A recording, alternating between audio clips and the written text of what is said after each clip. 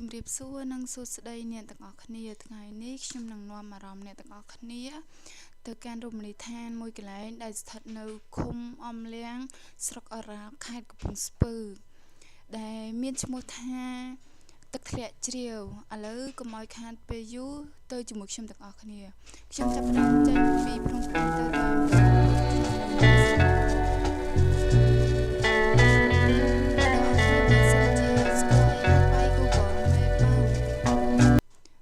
ខ្ញុំចូលមកដល់ផ្សារ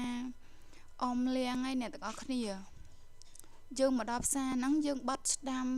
ចូលទៅក្នុងតែម្ដងមកដល់ផ្សារយើងអាចឈប់ទិញម្ហូប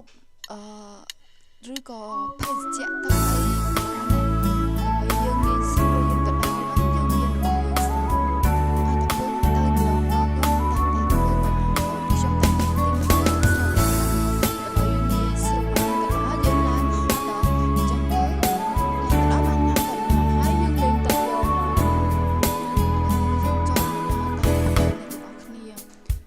ស្ញញឹមស្រស់ស្រាយវិញម្លេះទេស្រស់ដូចដួងខែដែលពេញរស្មីញ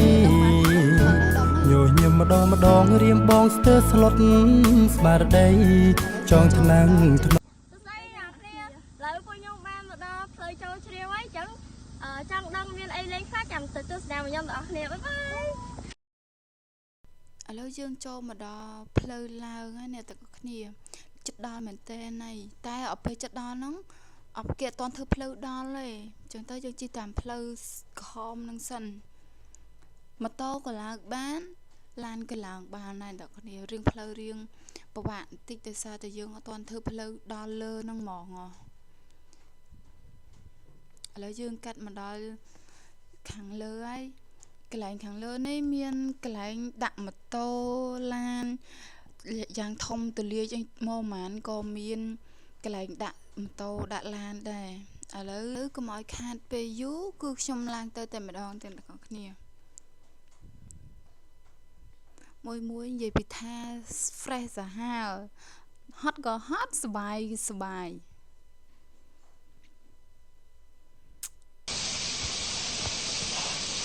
ផ្លូវទៅឡើងដល់ឆ្នាំទី1ប៉ុន្តែ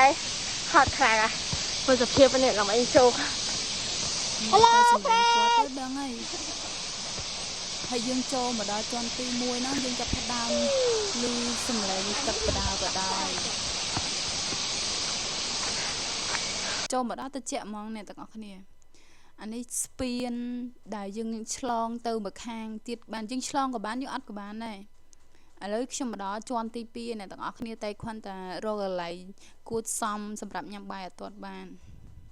អ្នកទាំងអស់គ្នាឃើញឲ្យធំតែខ្ញុំមកខាងខែនេះទៅវាអត់សូវមានទឹកអីអ្នកទាំងអស់គ្នា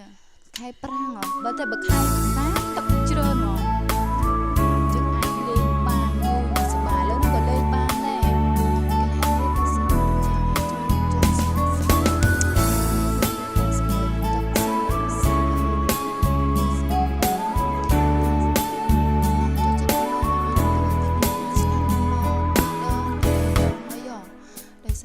ញញឹម